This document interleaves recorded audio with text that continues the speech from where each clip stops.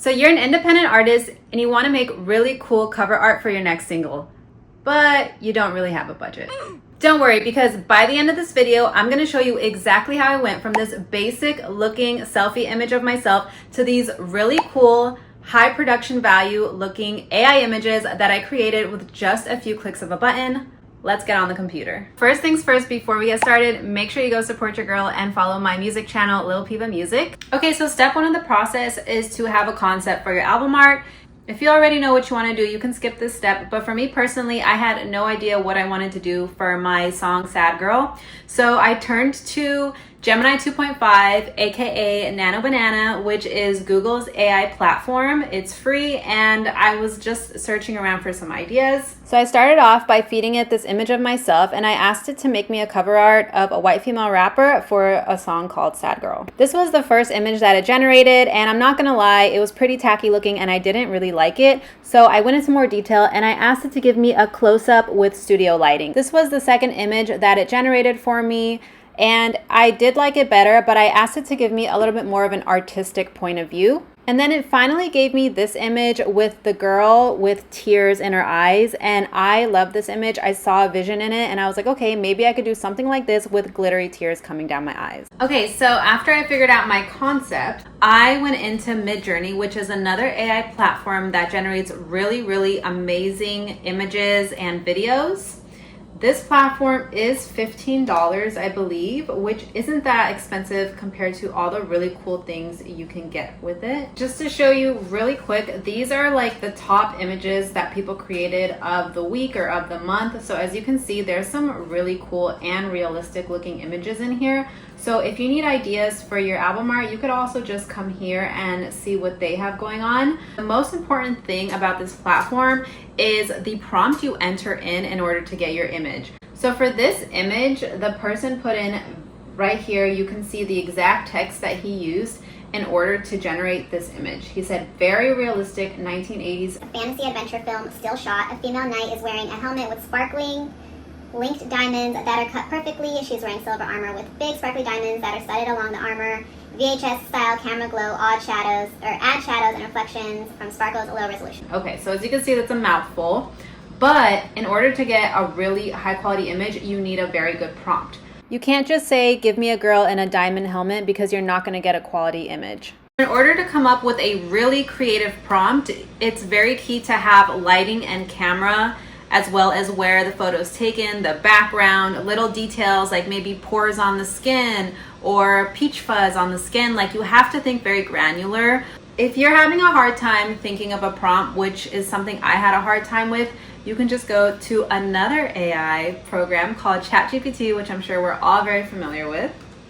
So you're gonna wanna write into ChatGPT, give me a Midjourney prompt for X, Y, and Z. So mine specifically said, for a female character, mid-20s, a close-up on a face with studio lighting with glitter tears. So then ChatGPT did its thing and it gave me this really amazing, detailed final prompt. I'm gonna read it to you because it's very crucial that you guys understand this point. You have to have a very good prompt or else it's just not gonna work on Midjourney. So my prompt is wardrobe minimal with bare shoulders and subtle black microfiber spaghetti tank strap. A female character in her mid-20s captured in a close-up portrait, studio lit at 5600K daylight with glitter tears catching the light. Seamless white background, 90mm portrait lens compression, Acne Studios casting mood.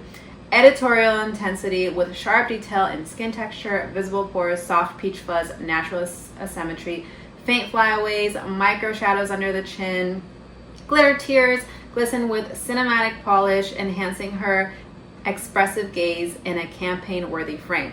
Okay, so that is a mouthful. There's no way I would have came up with this by myself, and that is why it's so crucial to get into ChatGPT and have it do all the heavy lifting for you. I don't know anything about cameras or lighting, so it's really helpful to use this because it will give you the exact specs you need in order to make an amazing image. So I took this, copied it, and then I went back into Midjourney, and up here at the top, you just paste it. And so this is very crucial, but we're not done there. Right here in the corner, it says add images, and you're gonna wanna add an image of yourself so that it knows what to use as a reference. So this right here is another very important step if you want the image to actually be an image of yourself, which I'm sure most of you do as an artist. You are going to want to put in an image here where it says Omni Reference. And I already have a bunch of images uploaded of myself here. This is the image that I used. I literally just took this in front of my closet with a ring light, and that it was very minimal. You know, it's definitely not album worthy, but it's just a basic selfie, and that is the image that I use. So I'm putting that in the Omni Reference.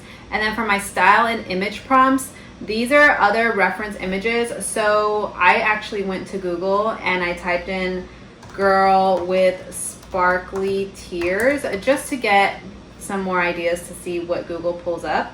And I got these other really cool images, and I really loved this image. So all I did was screenshot this,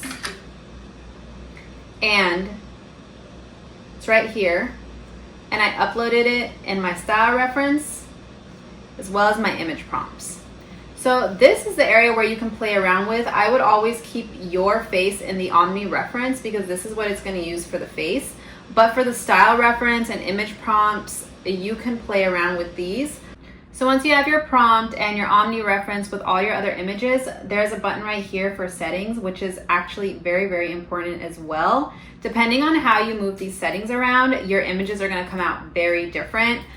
I have these settings very specifically to look very natural. So if you're going for a more natural, authentic look, I would just screenshot this and copy my settings.